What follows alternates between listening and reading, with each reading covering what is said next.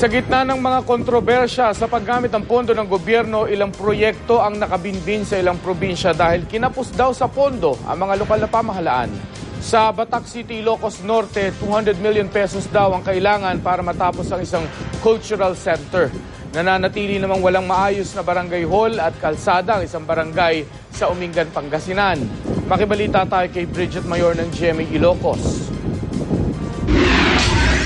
October 2011 nang ianunsyo ng DBM ang paggamit sa 70 bilyong pisong natira sa pondo ng gobyerno sa ilalim ng Disbursement Acceleration Program o DAP. Inilaan daw ito para sa ilang proyekto ng LGUs tulad ng infrastruktura at pabahay. Sa DAP din daw kinuha ang tig 50 million pesos na pondong ipinamahagi sa maraming senador noong nakaraang taon. Tanong ngayon ng ilang Pinoy, kung may ganito kalaking pondo ang gobyerno, bakit may mga proyektong ilang taon nang nakatiwangwang? Sa Umingan, Pangasinan, halimbawa, walang maayos na kalsada sa Barangay Diket, kaya bibihira ang mga sasakyan. Kailangan pang tumawid ng mga residente sa ilog para marating ang sentro ng bayan. Ang ilang ayaw lumusong sa tubig, sa peligrosong footbridge, tumatawid. Wala ring opisina ang mga opisyal ng barangay.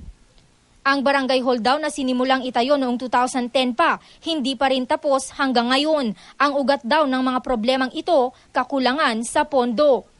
Pansamantala namang ipinatigil ang konstruksyon ng sports complex sa Batac City, Ilocos Norte. Nobyembre ng nakarang taon nang simulan ito.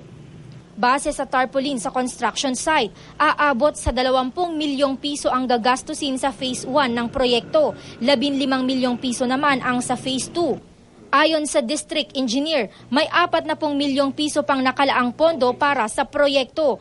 Pero tansya nila, kailangan ng 200 milyong piso para matapos ito. Kinu-question naman ng tobacco farmers sa Vigan City, Ilocos Sur ang umano'y paggamit ng provincial government sa pondong mula tobacco excise tax.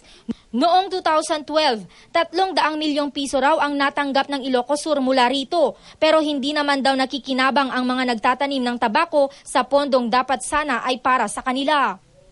Ayon sa tumatayong tagapagsalita ng tobacco farmers, ginagastos ang pondo para sa pagpapatayo at pagpapaganda ng basketball courts at barangay halls. Pinabulaanan naman ito ni Governor Ryan Singson. Handa raw siyang magpakita ng kaukulang dokumento para ma-audit ang paggastos sa pondong mula sa tobacco excise tax.